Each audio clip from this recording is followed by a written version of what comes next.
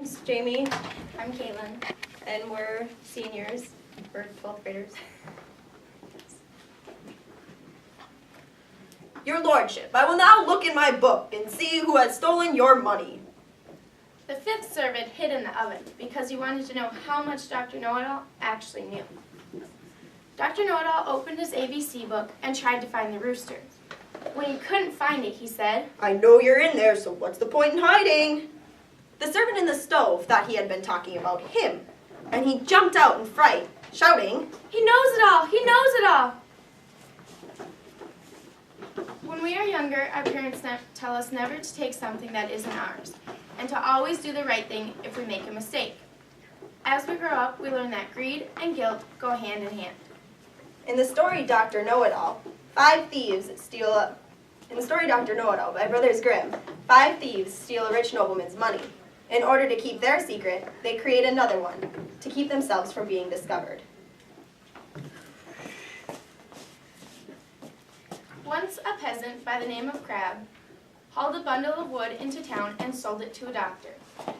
When he went to collect his money, the doctor was sitting at a table. The peasant noticed what nice things the doctor had to eat and drink, and he wanted to be a doctor too. He asked the doctor, Is there any way I can become a doctor? The doctor told him there was nothing that could stop him from becoming a doctor too. All he had to do was buy an ABC book, the one with the rooster on it, sell his wagon and oxen, buy clothes and things that a doctor needs, and paint a sign that said Dr. Know-It-All and hang it above his door. The peasant did everything he was told. Not long after he had become a doctor, a rich nobleman's money was stolen. Someone told the nobleman about Dr. Know-It-All, who could possibly find the money for him. So the nobleman went to go see Dr. Know-It-All. Are you Dr. Know-It-All? That's me! Then come with me and help me find the money that was stolen from me. All right, but my wife Greta must come with us. The nobleman had no objection. They had seated him in his carriage, and they drove away. When they got to the house, dinner was on the table, and they had been asked to take a seat. All right, but my wife Greta must sit with us.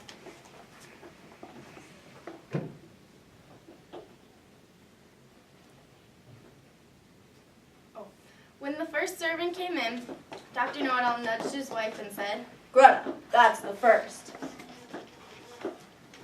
This meaning the first course.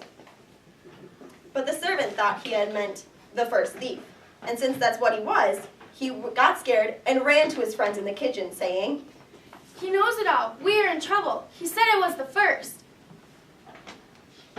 When the second servant found this out, he was terrified.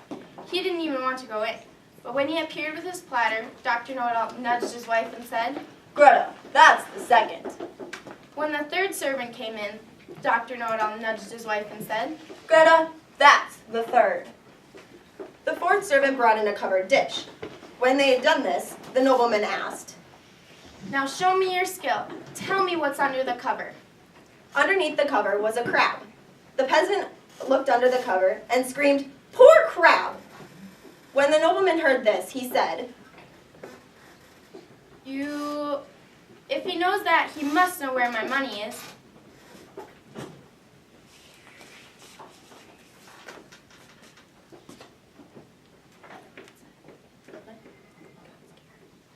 The servant got so scared that he ran and asked the doctor to come outside for a minute.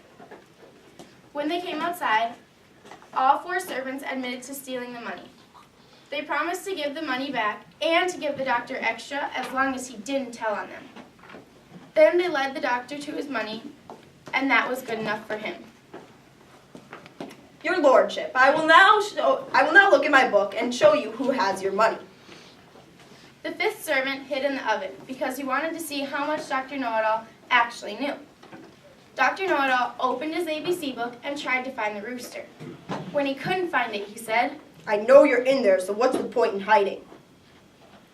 The servant in the stove thought he was talking about him, so he popped out in fright, shouting, He knows it all! He knows it all!